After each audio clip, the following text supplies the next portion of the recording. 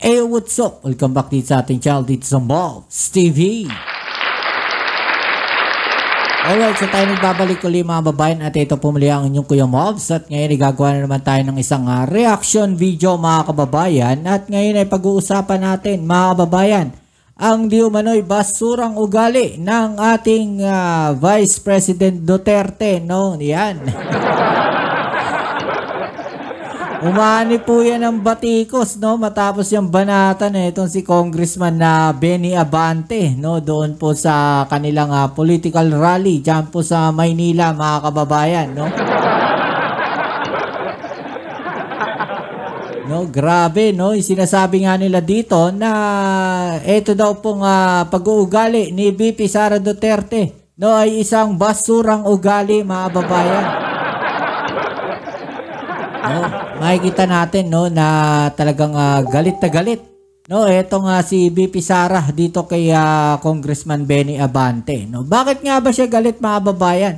No, matatandaan natin no sa Congress hearing no ay talaga namang ginisa sila nito mga babayan. No? Panoorin natin tong video na to at pero syempre bago ang lahat, please don't forget to subscribe, like, share at comment dyan sa comment section. Ano bang masasabi niyo dyan at inyong komento mga kababayan, no?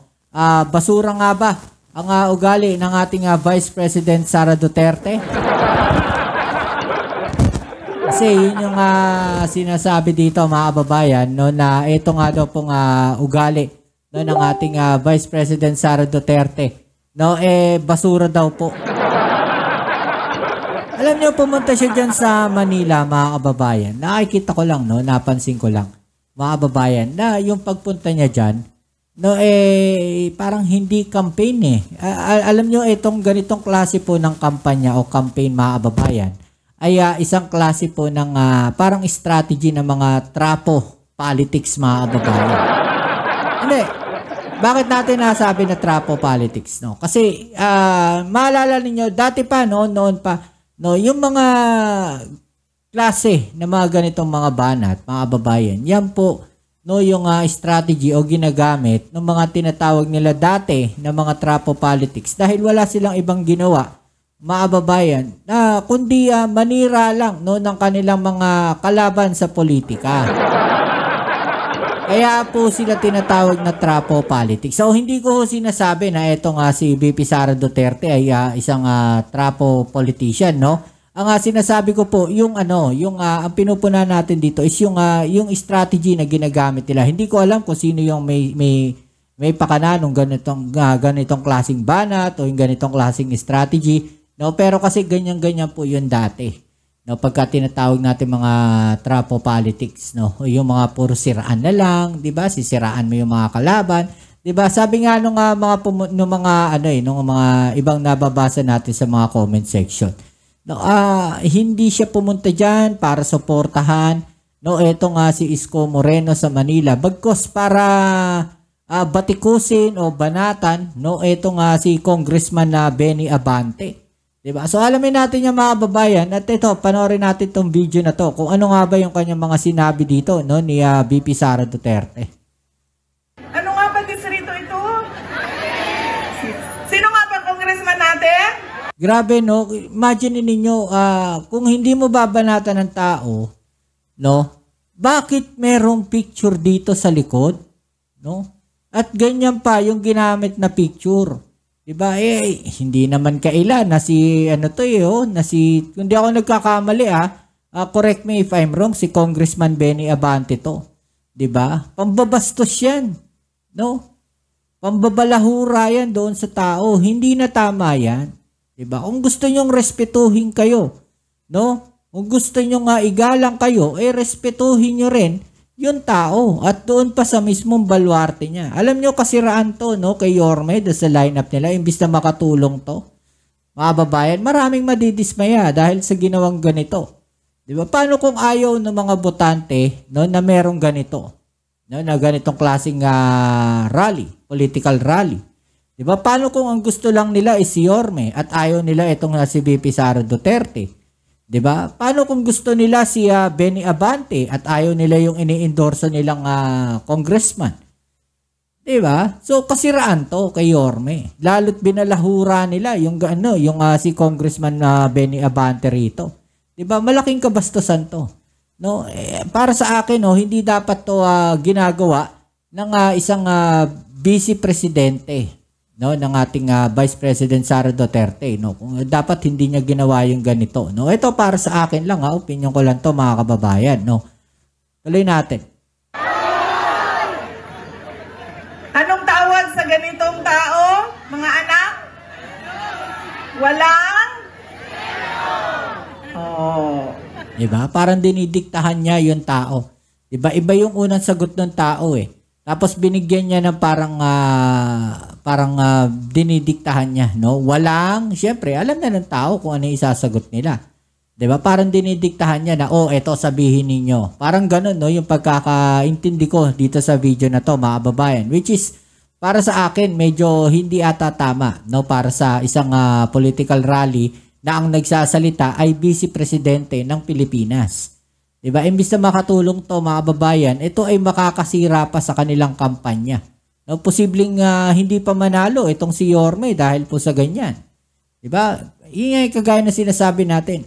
Malay natin, no, na yung iba dyan gusto si Yorme at gusto rin si Congressman Abante. No? Tapos binanata nilang ganon.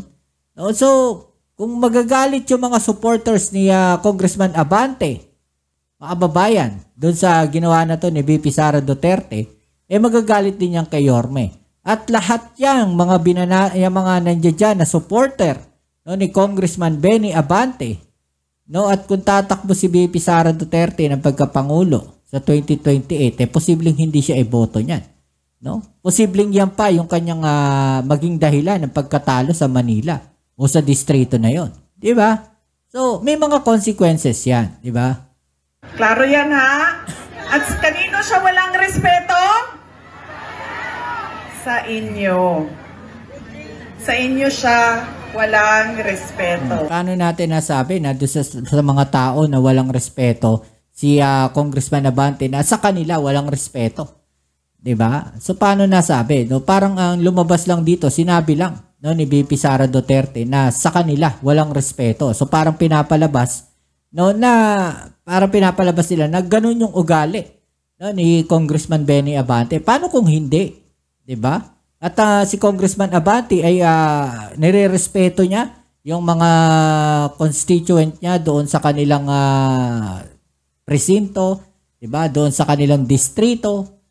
'Di ba? So, marami magagalit dito kay VP Sara.